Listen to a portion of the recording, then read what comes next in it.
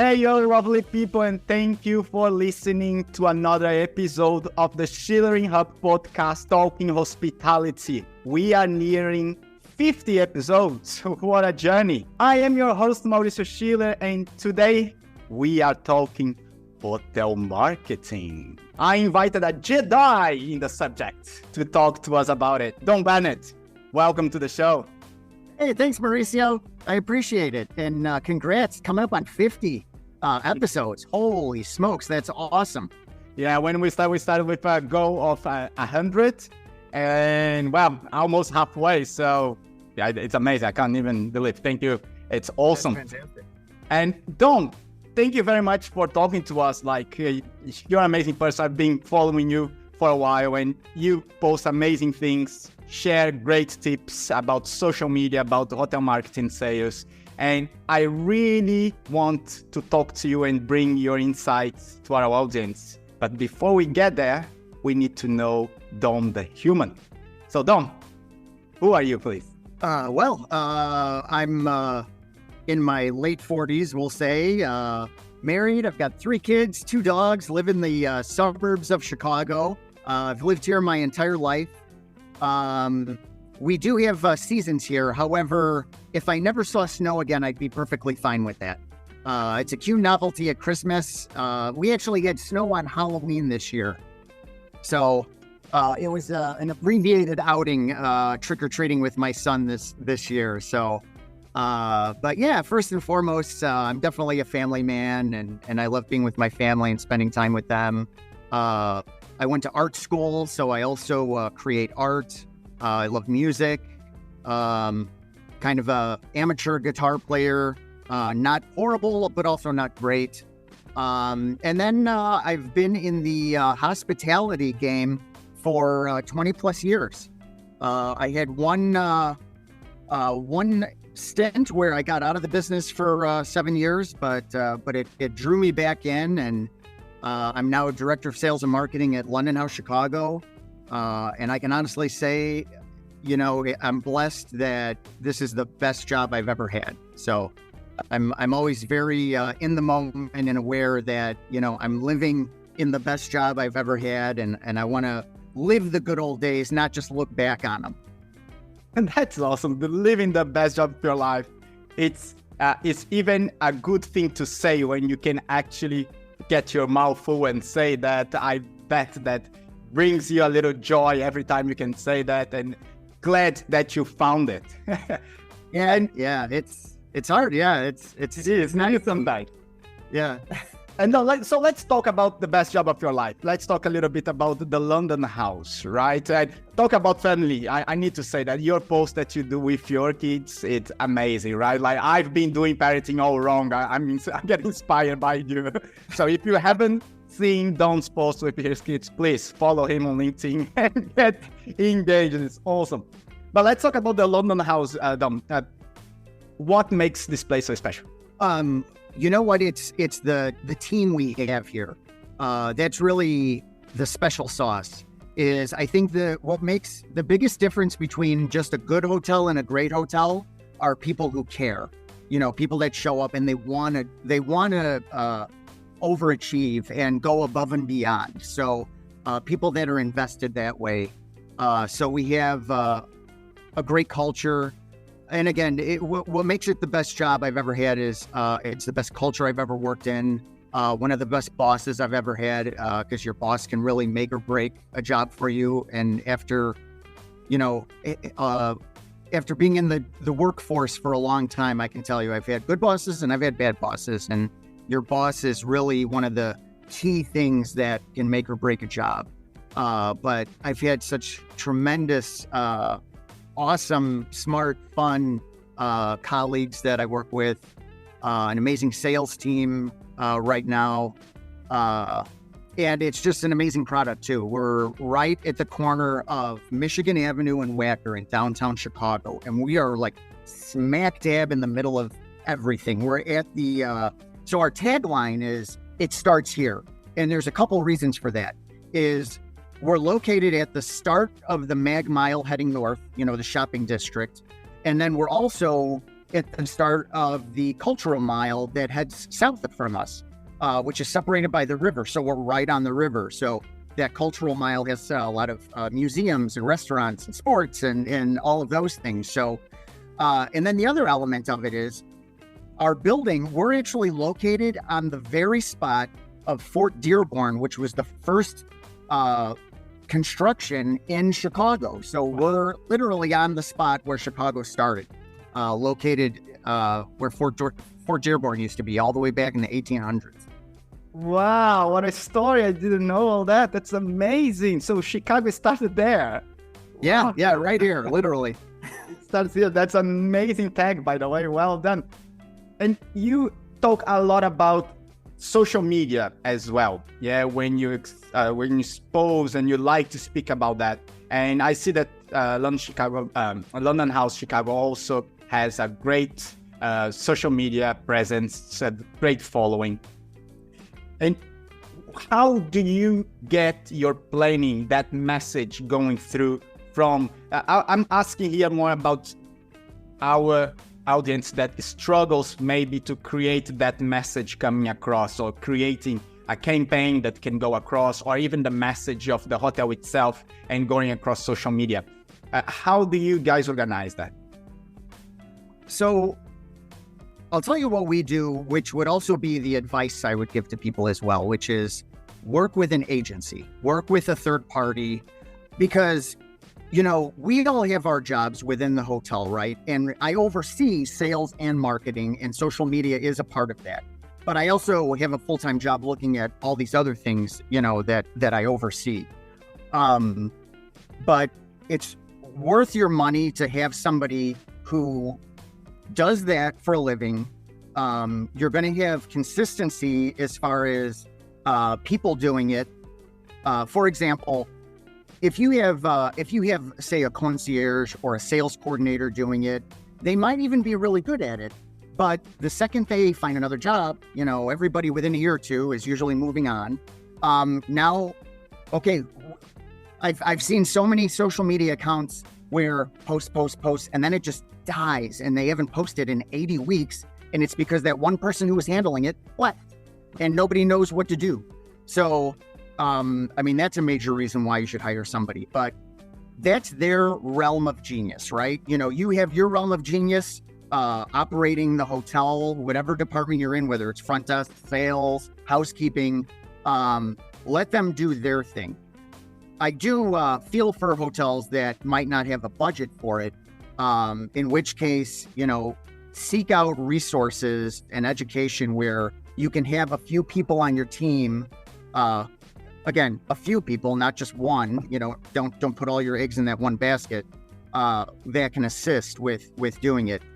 I think the main thing that hotels need to look at is you want to create quality content that speaks to your brand and your story. Look for things that are unique to you. Even if you're a branded hotel, that, you know, the good thing about branded hotels is you know what to expect when you go there. But leverage those things that are around you. You know, maybe you do have some unique design element. Maybe it's the neighborhood you're in. Maybe you're in a college town and you can partner with local restaurants or highlight the fact that you're in a college town, and you want to embrace that character and let that come through in your content. Consistency is key. Again, I mentioned how some hotels will post, and then they'll go a month, 3 months, 6 months without posting. You're not going to get any traction whatsoever. Ideally, you want to post every day, but at a bare minimum, you want to post like 3 times a week. So it's that aesthetic, the story of your brand coming through, consistency, copywriting, you know, making sure you're expressing your message really well. Community management. Community management gets a little harder the bigger you get. You know, if you post something and you have, you know, 5,000 people comment on it, you know, you're certainly not going to get to all 5,000. But if especially if you're an independent or a smaller hotel and maybe you've got 1,000 followers, and you're getting 5 or 6 comments, engage with that community. You know, the great thing about social media, it's my favorite area of marketing because it's one of the only areas of marketing where you can have this two-way conversation with your guest before they even check in. Before check-in, during check-in, after check-in, you can have this two-way conversation with them in real time. So it's very unique that way. And if for those hoteliers that don't believe in social media, the ones that think that it's not something that it's important for them, that they don't use themselves, so they think that nobody uses, or I don't know why they think that's not important, but what would you say to them?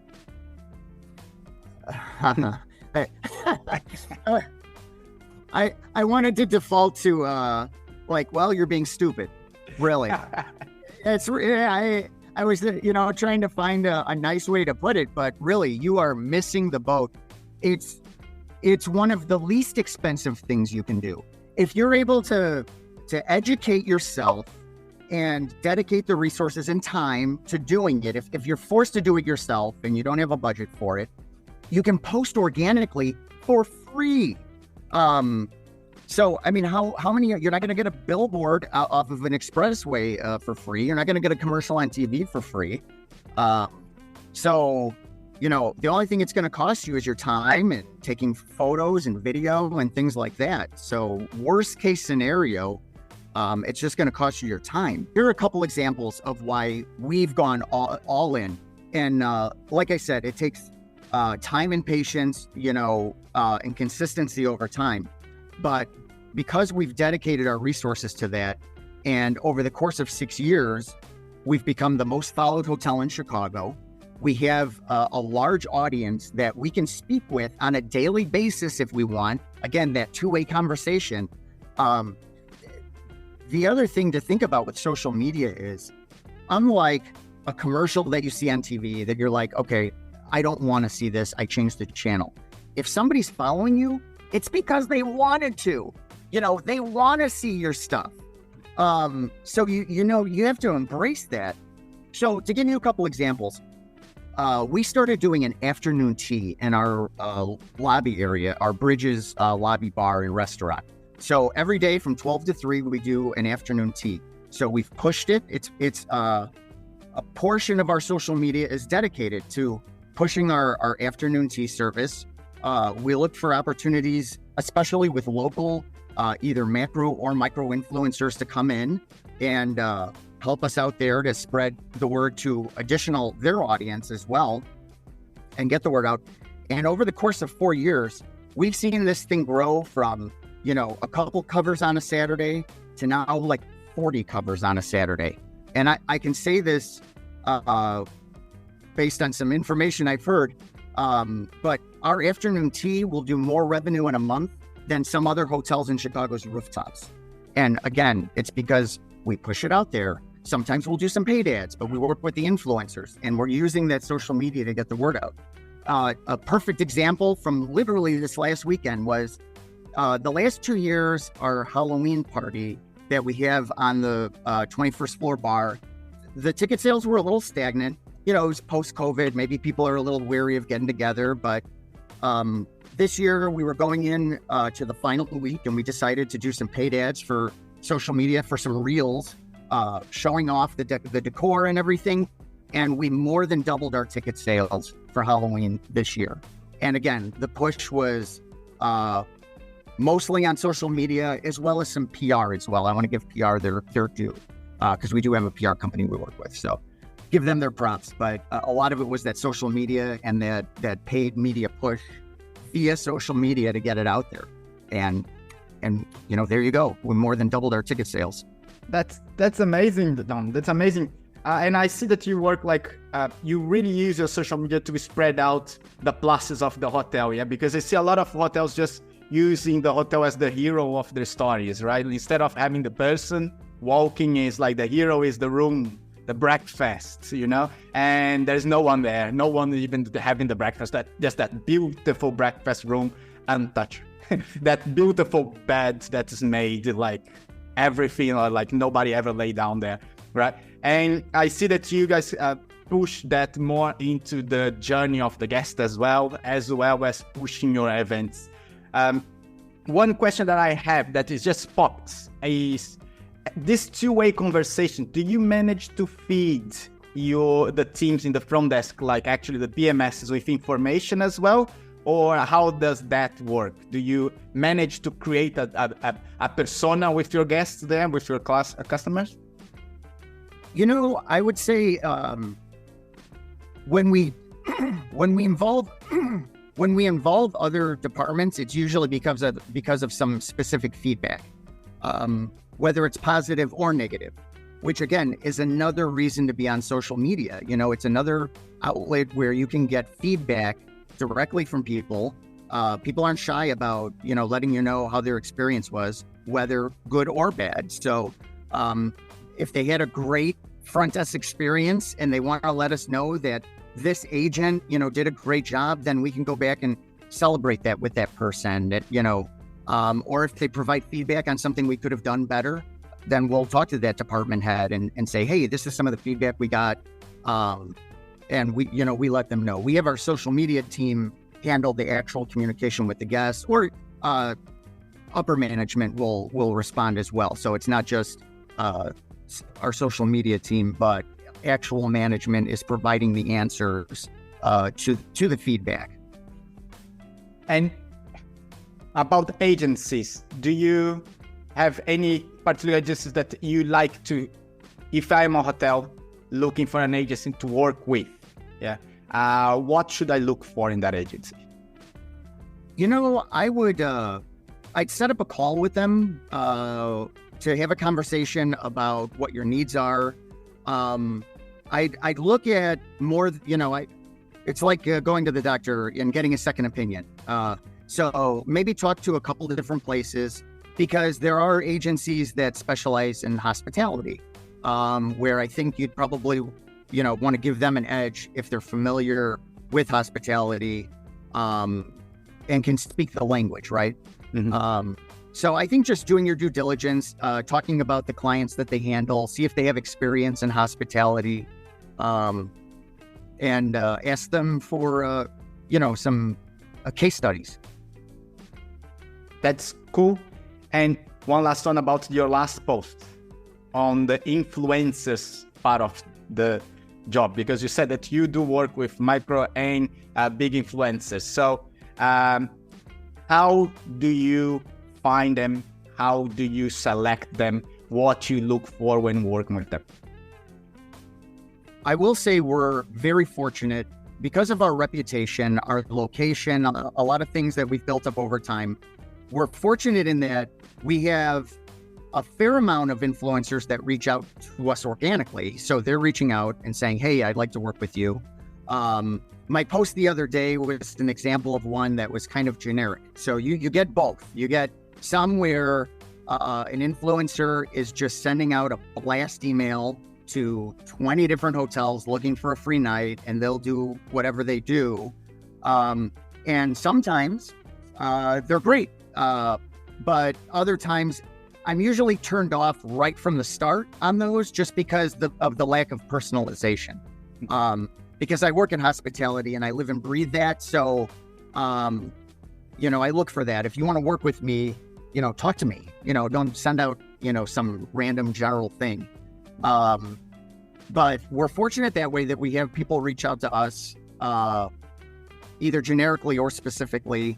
And then, our social media agency has contacts and relationships in the industry. Our PR team also has contacts and relationships in the industry. So we work with people. Again, a benefit of an agency is that they may have relationships with people that they know deliver. So that's another one. If you're someone that is seeking to work with an influencer, you might want to try reaching out to like a PR agency as kind of an a la carte thing if you can't afford to like a monthly retainer, but it may be something where they can help you out, and there would be a cost. Ideally, you want to try to reach out to an influencer directly, because being in hotels, you have a currency, which is your hotels and your food and beverage outlets that you can use. So you can use that as currency rather than paying them. But sometimes you might have to bite the bullet and actually pay them as well. But yeah, just finding influencers that perhaps your competition has used. Look for when they they'll post and tag that person. Look them up and say, hey, I noticed you were at such and such hotel. Would you be interested in a partnership with us as well? The other thing too is I think you also have to have some self-awareness as well, where, for example, and I'm going to use a local example, but let's say I'm a suburban hotel of Chicago, and I'm in a city that's maybe a smaller city, and there's not much around me except industry, like factories and things like that, where that's driving my business. I don't think an influencer is really going to want to come to your hotel. So I think there's other ways to approach it, but I think you have to be self-aware of whether you're the type of hotel that's going to get an influencer in the first place. So even if the influencer comes, probably won't help, right? Yeah. And another thing is too, you have to consider the type of business you have coming in. So to my own point just then, if your hotel's located in an area that is driven by manufacturing, because that's what you're surrounded by, consider your audience. If, are there influencers in the industry that is driving your business? Of course, if you're a leisure heavy hotel, then yes, you definitely want to get an influencer if you can, if it makes sense. Don, there were awesome tips, there were awesome ideas, and now we are getting to the last part of our chat where we get a little bit lunatic here, right? where we go nuts. Okay, so it's one of my favorite parts. I love it. I have like a Marty from 1985 from Back to the Future. I like to think how the future would look like, and we play this game because it's always someone says something that, wow, I never thought about that, right? Like, and it can sparkle some ideas.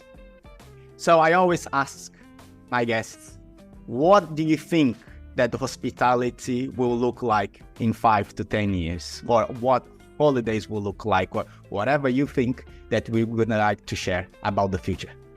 Yeah. Fundamentally, I think, I don't think anything fundamentally is going to change as far as, people want to go and have experiences places. I thought of a couple negative things and I thought of a couple positive things about where I think what we're going to see in the future. The red flags I have that concern me a bit are red flag number one would be the weather. We're seeing more and more extreme weather everywhere. Mexico just got hit by a Category 5 hurricane that they had never seen before. And we're seeing more and more fires like in Greece, Canada, the US, flooding. You're seeing more and more of that. And that extreme weather is becoming the norm. So that poses a risk to travel, and that your trip might get canceled last minute. Or on the flip side, you might go and then get stranded for a couple days. So I think that's a concern that people have to think about. I think we're also going to see an evolution of the language and contracts, like for groups and events, that are going to address that more specifically in the future. We saw that with COVID, where some of those force majeure clauses evolved to address COVID, and I think those are going to evolve in the next couple of years, especially to address extreme weather and how we deal with that, because hotels can take travelers and hotels can both take a hit. They're not going to have the experience they want.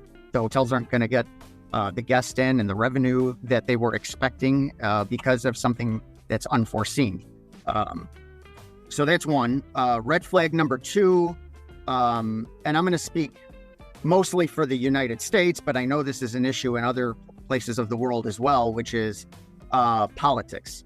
I think our politics have become so polarizing that I think it is going, if we don't do something about it, where we start to compromise, where we're willing to make sacrifices on both sides and have partisan conversations where we're trying to do the right thing for the greater good, not just for this group or that group. If we don't improve on that, it's going to affect travel in that, and I'm sure it already is, where, a certain state makes a decision about something that is a core value of yours, and you're going to say, I refuse to go to that state. They will not get any of my money because they believe in that. And I have no doubt people already feel like that. So we need to come together because it is going to affect travel. People aren't going to want to go somewhere where, the vast majority of their population is angry about something that I'm opposed to, something like that, or the laws they pass, or they're not business friendly, or who knows. On a brighter note, I'm excited about technology in hotels. I think hotels fall a little behind as far as, it's slower moving to get us to catch up. But if you look at, for example, it was, I think in the last 4 or 5 years where people could, create smart homes where you can control your lights and your temperature and, alarms and all of these things. And now we're starting to see it integrated into hotels. You've got digital check-in, but even our hotel we've become a connected hotel where, you can start to control things on your phone. And that's only going to continue to expand as far as the things that you can do from your phone to customize your experience in your guest room or on your trip. A big wish list item for me that I'd love to see. I can't speak intelligently about it as far as where it lands in the future, but a wish list item for me is a fully developed augmented reality where, and you know what it is? I'm talking like the glasses that Tony Stark wears in the Marvel movies, where you put on glasses and you've got in your field of vision, like, hey, I want to go to a local Italian restaurant and I want you to give me options based on 5-star reviews. And boom, it pops up in your field of vision. You say, make me a reservation there. It does it. And then it gives you directions in real time. You've got your glasses on and it's giving you arrows. Okay, you're going to go 3 blocks up. Here's your block. Turn right. And it's all like, not like the GPS in your car, but like it's floating there in front of you. That's my wish list item, is things like that. And I mean, that's just scratching the surface. Same thing with AI. I think we're just scratching the surface of what's possible with hotels. I think, for example, and we're already getting there, where a traveler is able to go on AI and say, specifically, find me 5 hotels in Chicago that are rated in the top 10 on TripAdvisor and are charging less than $250 for these dates. And it'll go, boom, here you go. So now instead of going to a site and scrolling, AI's doing that work for you. And okay, I found exactly what you're looking for. Here's 3 options. Ba, ba, ba. And that's just one thing. I mean, there's things we haven't even thought of yet. That's awesome. Vils, you said you have any other more positive? You said one tech. You talk about tech. There was another one from positive here. Or everyone was. It's mostly around the technology. I think it's the technology between the AI, the augmented reality, the connected smart rooms, and things like that. To go back to AI for a second, I think even on the hotel operations side, there's going to be opportunities there. I mean, and I'm just spitballing here. For example, let's say you have some kind of sensor in a room, not a camera, but something that would tell you that somebody is occupying a room or not. And the AI, the second somebody leaves the room and checks out, the AI knows that, lets housekeeping know, hey, instead of housekeeping waiting till noon or knocking on a door, the AI is sending them a message saying, okay, room 204 is now vacant. You can go clean it. And just helps with efficiency. And this is me just spitballing, So we are moving fast, and I hope that we can connect things. I love the idea of the augmented reality, because I've seen ads that were getting that way, like we just can't deliver yet, probably at an affordable cost. but we're definitely going that way, and it would be so cool, like leave the phone away and we can see things getting immersed into that reality. And thank you for raising the fears as well here with weather and politics. Here is something that no guest ever has brought it up. What is the dangers of the future as well? And I'm really with you, mainly on the politics there. We have a dream of trips that we already canceled with my family because there are places that is just not safe to go anymore because of politics. Yeah, we are a mixed family, like mixed race family, and some places we can't go because people don't like it, like, and this is quite sad to see, but yes, it will affect travel a lot. Don, that was amazing to talk to you. That was super cool. You're such a great energy, have such a positive vibe. How can people connect with you, learn more about you? The best place is on LinkedIn, I would say. Connect with me on LinkedIn, reach out, and if you ever want to talk shop about anything, hotels, social media, the Chicago Cubs, art, I love meeting new people and making new friends. Awesome. I will put your link on the description. It was a pleasure to talk to you.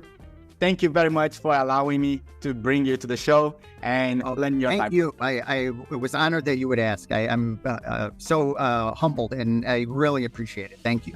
Thank you very much. Thank you, Dom. Have a nice day. Schulering. Bye.